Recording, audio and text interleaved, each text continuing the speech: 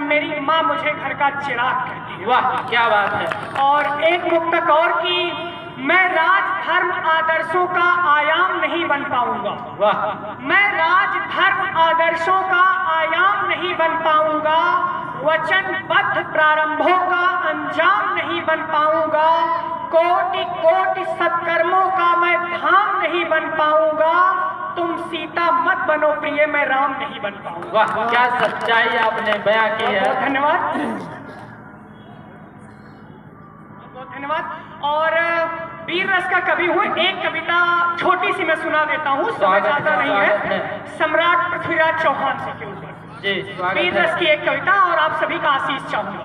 बिल्कुल। कि भारत का मान विखंडित था, भारत का मान विखंडित था, टुकड़ों में खंडित खंडित था, हर तरफ उदासी छाई थी, हर हिंदू की सामत आई थी, सब रजवाड़े आपस में लड़ते थे और विधर्मी भारत पर चढ़ते थे, सब रजवाड़े आपस में लड़ते थे और विधर्मी भारत पर चढ़ते थे। राजपूती भी थोड़ी संकित थी, राजपूती भी थोड़ी संकित थी, दिल्ली भी भय से कंपित थी, हर तरफ सिर्फ चित्कारें थी और गायब सब हुंकारें थी, सब देवों से आस लगाए थे और दिल में उम्मीद जगाए थे, तब लेकर राजपूती आन जगह भारत का चिर अभिमान जगा, पूरी पृथ्वी पर राज करे ऐसा एक चौहान जगह, ऐसा एक चौहान जगह। क्या बात है। और आगे पंक्तियां की, सूरज सा सौर्य चमकता था, सूरज सा सौर्य चमकता था, हीरे सा स्वयं दमकता था, वो तलवार तीर धनुधारी था और कर्मों से अवतारी था, खंडित भारत को एक किया, खंडित भारत को एक किया, रक्त से शिव अभिषेक किया, गौरी को औकात बताई थी, अपनी ताकत दिखलाई थी, सब हिंदू योद्धा जागे थे और डरे विधर्मी भागे थे, वो दुष्टों का मर्दन करता था और जनता के दुख हरता था, भगवा ध्वज हाथ उठाया था, भगवा ध्वज हाथ उठाया था और सबके शीश झुकाया था, लगता यूं स्वयं कालिया मर्दन को फिर कृष्ण धरा पर आया था, फिर कृष्ण धरा पर आया था।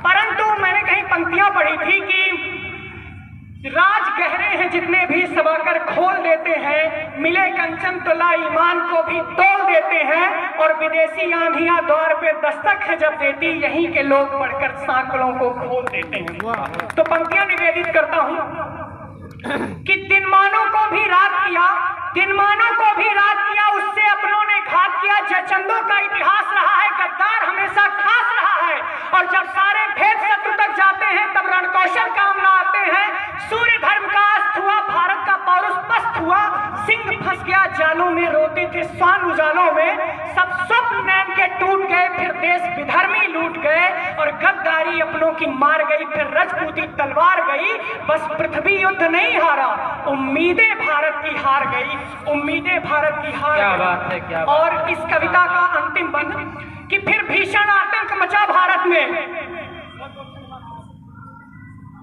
फिर भीषण आतंक मचा भारत में, कुछ न शेष बचा भारत में, उसने भाग्य देश का जान लिया, संकल्प ये मन में ठान लिया, इस आंधी को आखिर रोकेगा, तंचिता में अपना झोंकेगा, आंखों से वो हीन हुआ था, आंखों से वो हीन हुआ था, मन से पढ़ना दीन हुआ था, आवाज सुनी जब गौरी की, आवाज सुनी जब गौरी की, तब हटी उंगलियां डोरी की, लक्ष्य को अपने भेद दिया, गौरी का सीना फेर दिया, वो लड़ा मरा बर्बाद हुआ, वो लड़ा मरा बर्बाद हुआ, पर भारत फिर आबाद हुआ, गिरा भूमि पर सौ गौरी का, हर महादेव का नाद हुआ, हर महादेव का नाद। क्या बात है। और 6 पंक्तियों से मैं काव्य पाठ समाप्त करूंगा।